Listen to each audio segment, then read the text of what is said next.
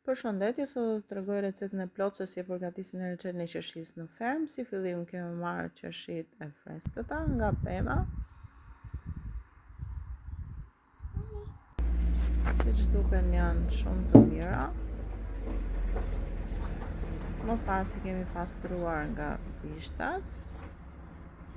Por këtu në fermë ne punojmë të gjithë, kështu që po më ndihmon vajza ime vogël për të pastruar. Një nga një, mami. Një nga një.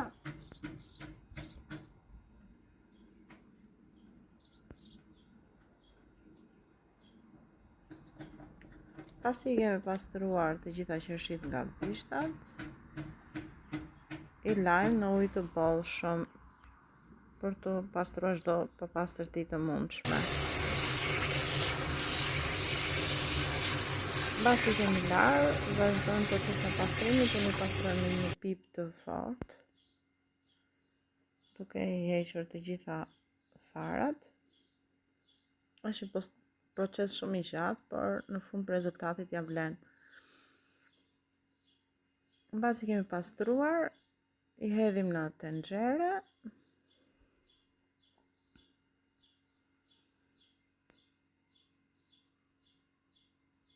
Më pas në tenxhere shtojmë sheqerin dhe unë I le për 12 orë në frigorifer. Do të thënë gjithë natën I le në frigorifer që të nxjerrin lëngun e vet dhe më pas I vendosim të ziejnë.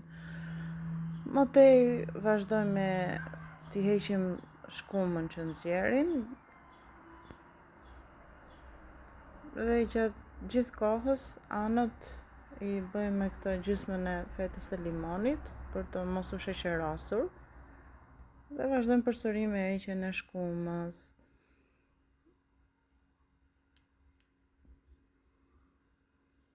Dhe në fund, kur reçeti të jetë gati, I hedhim në lëngun e një limoni. Më pas kemi larë kavanozat në lavastovilje, I marrim më tej nga lavastovilja, I sterilizojmë që t'i kemi gati, pasi reçelin e hedhim kur është I nxehtë në kavanoza, që të ruhet sa më mirë. Më tej kemi mbushur kavanozat, ju kemi vendosur dhe etiketat e fermës.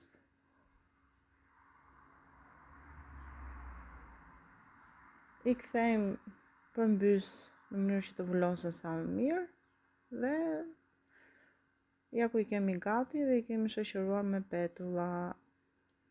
Uroj që t'ju ketë pëlqyer receta dhe në description do të gjeni të gjitha të dhënat e plota të recetës. Faleminderit dhe